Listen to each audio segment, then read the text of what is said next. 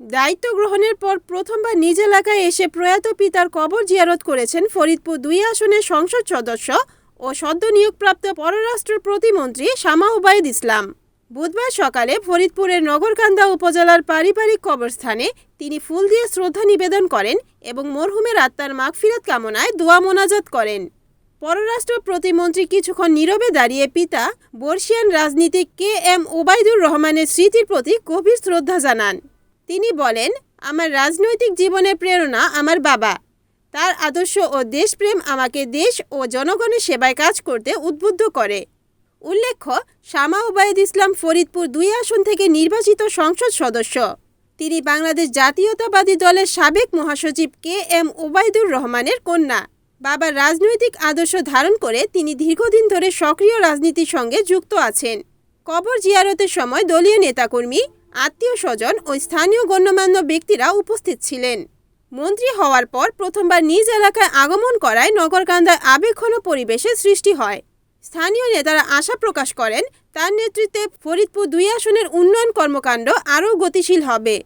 শ্রদ্ধা নিবেদন শেষে পররাষ্ট্র প্রতিমন্ত্রী দেশ ও জনগণের কল্যাণে সততা ও নিষ্ঠার সঙ্গে দায়িত্ব পালনের প্রত্যয় ব্যক্ত করেন। বিকালে বিএনপির আয়োজিত লস্কর দিয়ে আতিকুর রহমান উচ্চ বিদ্যালয়ের মাঠে ইফতার অনুষ্ঠানে যোগদান করেন।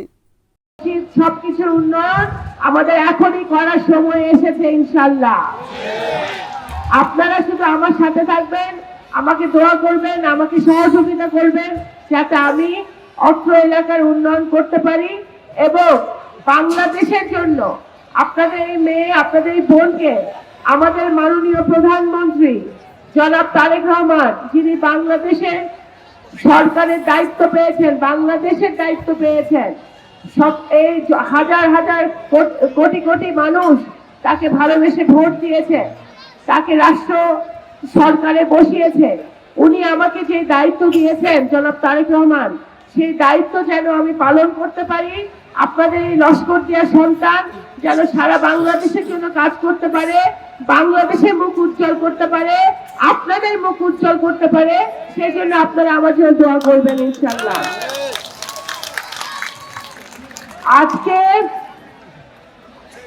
আমাদের অনেক কাজ করতে হবে, অনেক কাজ করার সুযোগ হয়েছে। সেই কাজ করার জন্য আমি একটি গুরুত্বপূর্ণ কথা আমি আবারও বলছি। আমি আজকে ফরিদপুরে ছিলাম, সব প্রশাসনের সাথে আমি একই কথা বলেছি। আজকেও এখানে প্রশাসন উপস্থিত আছে, আমাদের বিএনপি নেতাকর্মীরা আছে, আমাদের ভাই বোনরা, মুরব্বিয়ানরা আছে। আপনাদেরকে আবারও বলতে চাই, মাহে রমজান শুরু হয়েছে। এই রমজান মাসে কোন রকম চাঁদাবাজি চলবে না নগরকান্দা সরকার। আপনারা যারা দোকানপাট করেন, ব্যবসা বাণিজ্য করেন, আপনাদের কাছে যদি কেউ চাঁদা চায় তাহলে সরাসরি পুলিশে খবর দিবেন। এই রোজার মাসে যাতে আমাদের জিনিসপত্রের দাম না বাড়ে, দ্রব্যমূল্য যাতে সহনীয় অবস্থায় থাকে, সেই জন্য আমাদের সরকার কাজ করতেছে। ইনশাআল্লাহ সেটাও আমরা দেখব। আপনারা নগরকান্দা সালতায় কোনোভাবে চাঁদাবাজিকে প্রশ্রয় দেওয়া যাবে না, কোনো অন্যায় কাজকে প্রশ্রয় দেওয়া যাবে না, কোনো অনৈতিক কাজকে প্রশ্রয় দেওয়া যাবে না। কেউ যদি অনৈতিক কাজের সাথে জড়ায় তাহলে আপনারা যদি অবগত থাকেন, দয়া করে সেটা আমাকে জানাবেন অথবা পুলিশকে জানাবেন, প্রশাসনকে জানাবেন। তারা নিরপেক্ষভাবে, একেবারে 100% নিরপেক্ষভাবে তারা ব্যবস্থা নেবে।